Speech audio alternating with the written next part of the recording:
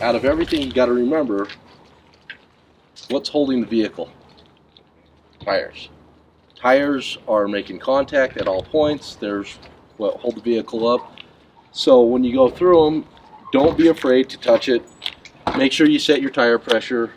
The cool thing about a modern day vehicle, you can look at the display and it will tell you what your tire pressure is. Pay attention to it, but make sure you always look at it. Take your hand and rub across the tires. If you feel them start getting choppy, you feel the inside being worn, you got a problem. Because a lot of times if you don't do that, you'll go in, and I've done it before. You'll look at a tire just like this. It looks perfectly fine. You'll go in and all of a sudden you get cut because the cords are showing. Because the alignment is junk, something's wrong with the car or van. So always make sure, just take your time, take your hand, rub it across the tire, you'll feel everything. If you see a bulge in a sidewall, it's done. Get it off the car. That's just waiting to go south on you. With you guys, as heavy as you're running, a lot of times you might want to make sure you run these a little heavier. Your door's going to tell you 65, 70, but if you guys know you're at 10,000 pounds, it's not going to hurt to jump this up a little bit of air. 48, 50? Yeah. Maybe anywhere from 3 to 5 pounds. Just, especially if you're just running down the freeway. The one thing you're going to want to do is come look. First things first, your coolant level. Where's it showing? Right on it, it says max, high and low. You're perfectly fine. Make sure you don't see anything leaking around it. Always take a peek at everything. Look at it, make sure it's good.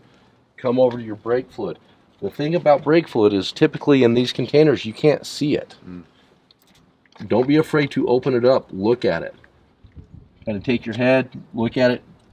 Dip your finger. If you have to, make sure your hands are clean, but dip your finger, make sure it looks clean, clear.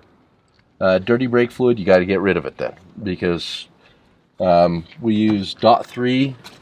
Remember, brake fluid actually starts to boil when you brake, because you're pushing so much heat, so much pressure through the lines. That's why brake fluid is actually extremely important.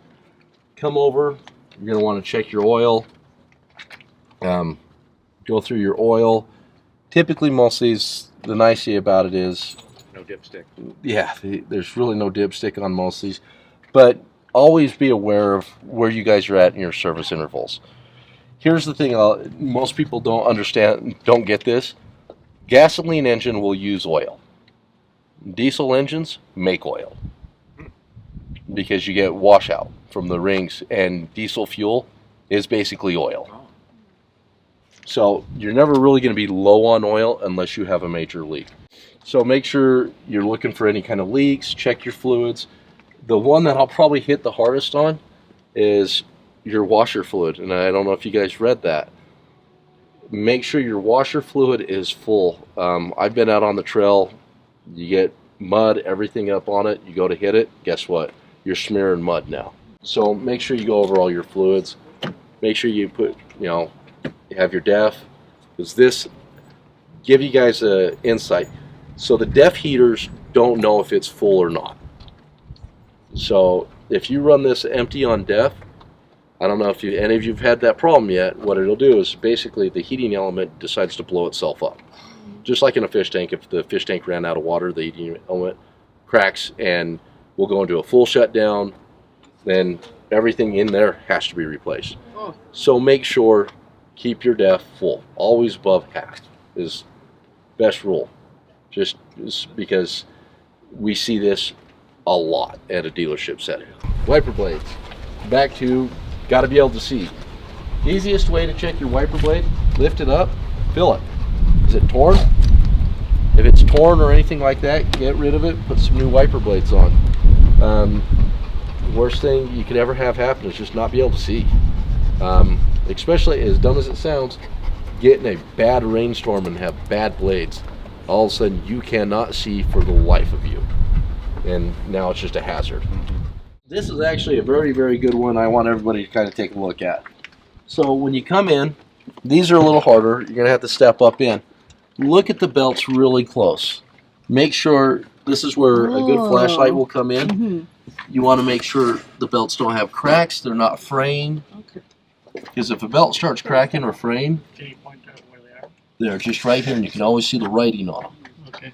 So you want to get, like I said, get a good flashlight, take a good look at them, and if you can reach in. Might not be tall enough. You can reach in and grab it. Kind of give it a pull. Make sure it's tight. It's not loose. It's not sloppy. If you have a bad tension and you pull it, it's going to stay there, and the belt's loose now. You lose a belt on these, you might not know it for 30, 40 minutes because it will run on the battery. And all of a sudden, every warning light will come on. You'll start seeing everything, and all of a sudden it'll shut down because you just lost all your battery voltage because it's not charging any longer. How long should that belt last? Belts typically in today's modern cars, anywhere from 75 to 100,000 miles is not abnormal. So make sure your belts are good. The fastest way to end up stranded is lose a belt because there's nothing you can do then. Do you carry an extra one? On my stuff that I would go off-road on, absolutely. Doesn't hurt to have a secondary belt. And they're actually extremely easy to put on. Just takes a minute because you got to pay attention to how it's routed. So always do a visual inspection. One of the things I'll tell you right now, check your turn signals, check your bulbs. You can do it by yourself or have someone always check. But make sure they work, and as crazy as this sounds, check your hazards. Most people never push them, and all of a sudden they'll go to push it and nothing happens, the button sticks, just because it hasn't ever been pushed. So randomly you need to make sure you're checking your bulbs, and that's the easiest way to actually check all your markers. Hit the hazards, get out, look, you'll see if they're blinking or not. That's done. You obviously typically will know if you got a headlight out, but have someone always check your rear bulbs. So one of the things you want to check on your brakes is back to know your vehicle. These are extremely heavy. You're going to warp your rotors. You're putting this brake system to max capacity. So you can actually, if you come in, you can actually take a look at it. It's actually easier if you come in this way. If you need, I'll get a flashlight and I'll actually take everybody one at a time and show you. But you can actually just look right in through here. You can look at the brake thickness. Make sure the brakes are nice and thick.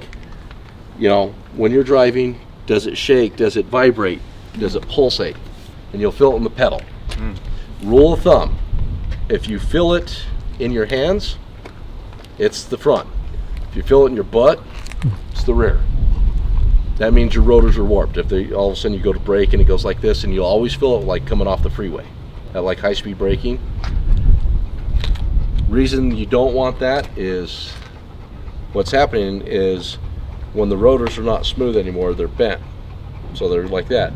So when you apply the brake, all of a sudden you have a gap between the brake pad and the rotor. Now what's happened? Where you think you got 50 feet to stop, all of a sudden you're going to need 75. That's why you want to really pay attention to that. The other thing, make sure your e-brake holds. I can't tell you how many times you'll get into something, you set the e-brake and it just wants to take off on its own. Easiest way to set it, be on a hill, set it, have the van in neutral, see if it rolls. If you can't do that, set the e-brake, drop it in gear, give it a little throttle, see if it should pick the back end up. It should just sit and pick up and not do a thing. If it just rolls like nothing, your e-brake's no good. No, we got to get it looked at. This is where we're going to get into your steering suspension. A couple things you really want to look at, and I want you guys to come down and take a peek, is right here. You can see these boots right here. These are what we call the outer tie rod end. You want to make sure these boots are not torn. Push them, feel them, make sure they're not torn. Grease isn't coming out of them. You don't want to get a bunch of dirt into this because there's a ball joint in it that sits like this.